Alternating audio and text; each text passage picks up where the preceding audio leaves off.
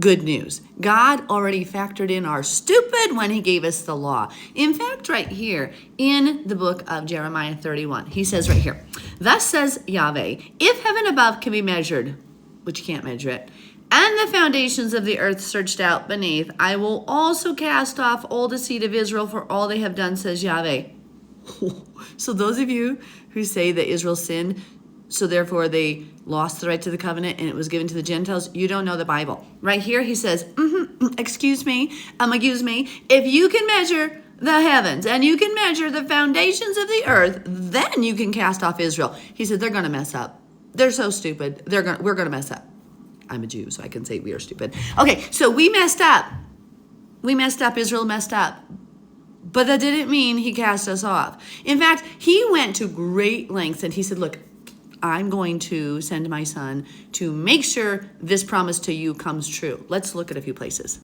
In Genesis 15, where Yah begins this covenant process, well, it's not the first beginning of the process. He was telling Abraham that he's going to make a covenant with him and his people.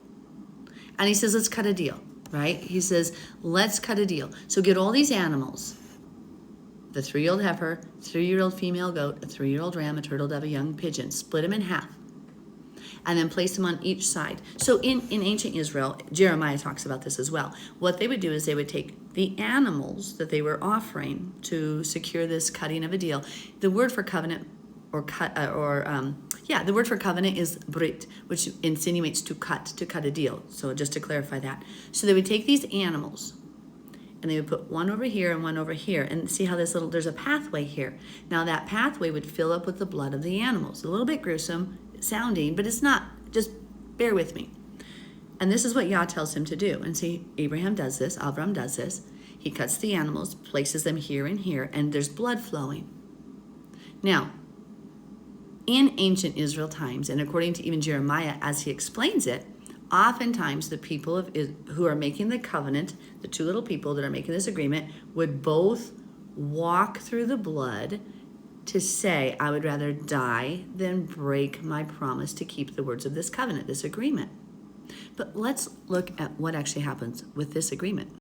When we look at this whole process of this cutting of a deal between Yah and Avram, what we see is this. When the sun went down and it was dark, then behold, there appeared a smoking oven and a burning torch that passed between those pieces.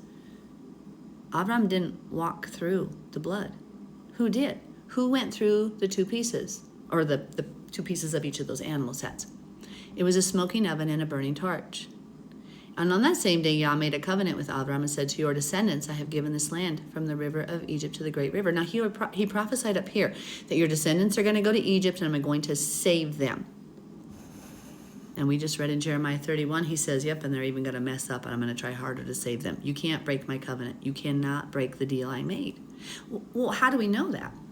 The only person making the covenant that day, the only person who had any power to do anything, was the Creator. The smoking oven and the burning torch signify the Father and the Son. Avram didn't walk through this because there was nothing that Avram could do to fulfill the promise from God. It was a unilateral covenant of Yah saying, I'm going to save your descendants. They're going to mess up, but I'm going to continue to fulfill my word to you, Avram, that I will work to save them. I'm going to punish them when they mess up, right? He talks about all that in the Torah. When they mess up, I'm going to send them to the Gentile nations until they acknowledge their sin. I'll bring them back. There are consequences. There is a curse in the law against disobedient actions, and that's what Yeshua took upon the cross. He didn't take the law away. There's still sin. It's still wrong to have sex with animals. The law didn't change.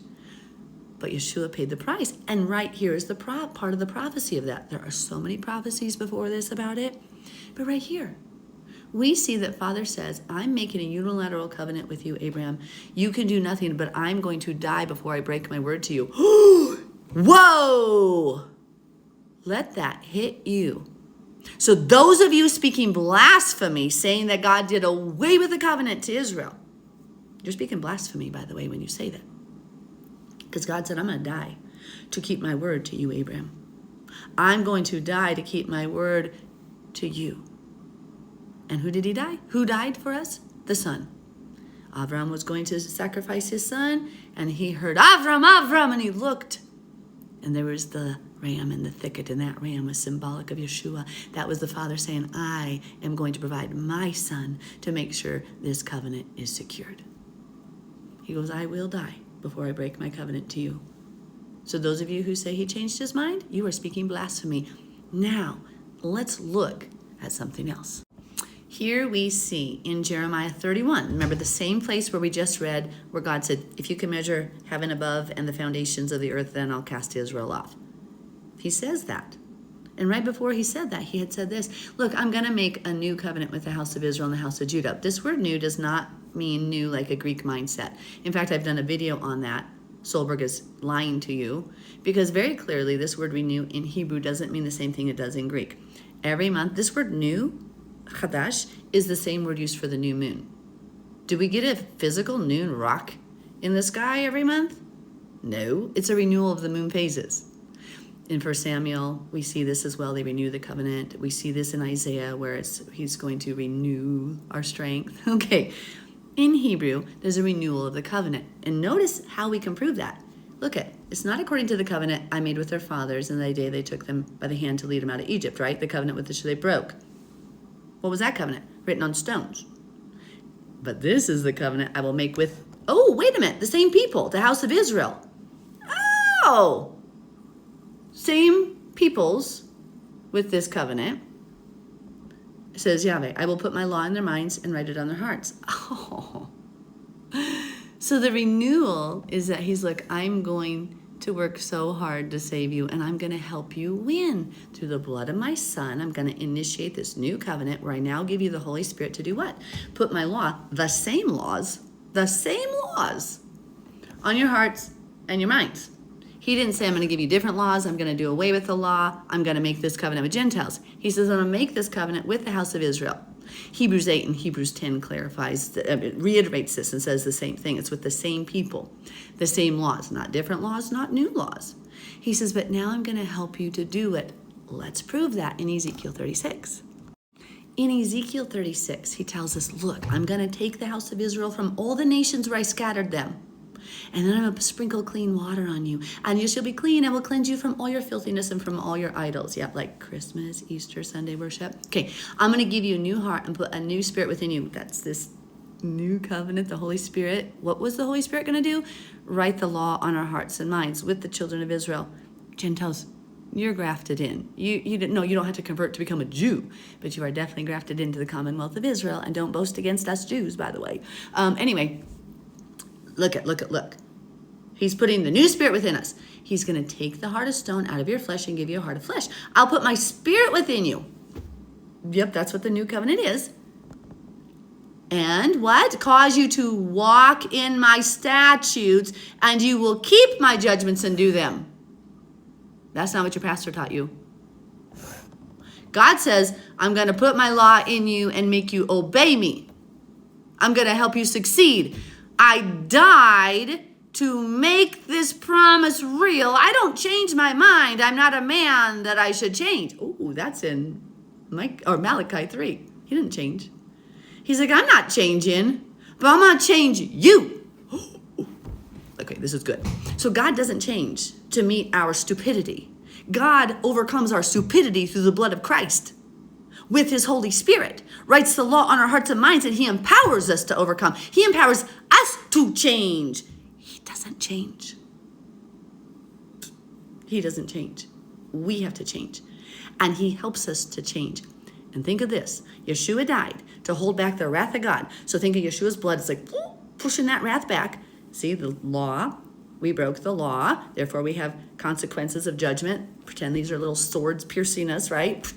And Yeshua says, hey, you're dumb. I'm going to help you. He died. He said, poop, here's the blood to forgive. When we say, oh, we were dumb, we messed up, Father, forgive us, the blood of Yeshua pours out, covers all those wounds, covers us, forgives us. And then he says, now look, you've got grace. Get up and run this race. I gave you the Holy Spirit. Get up and do it, girl. Get up and do it, boy. So his blood holds back the wrath of God, says, now get up and obey. He doesn't say blood of Yeshua so you can just go sin. He says blood of Yeshua so you can have grace while you walk out the path of obedience. mercy while you learn. If you stumble accidentally, if you stumble on the path, he's there to help you up. But if you rebel, he's just going to let that blood go away and you're going to get smacked. There is no blood to cover purposeful sin, which is rebellion. So, God made a unilateral covenant with Abraham to save his descendants. He said, for all we did, all the children of Israel did, Jew and Gentile, the northern houses of Israel, Ephraim. So all that Israel and Judah did, you can't cast them off. He's going to save us because he made a unilateral covenant based on only his word, his works, and his path, his salvation path. And he's not ever going to break his word. Ever. He doesn't change. This is good. So if you're following a spirit that tells you to break the law, that's not the Holy Spirit that was promised to help you obey the law. Because the Spirit of God says you can do this. I'm literally helping you to win, to overcome Satan by the blood of Messiah and the word of your testimony. What's the word of your testimony? That word testimony there is linked to the Torah. Obedience. So when you walk out obedience to God, you please him. And that's how you overcome Satan. Obedience is your warfare. So, God factored in our stupid.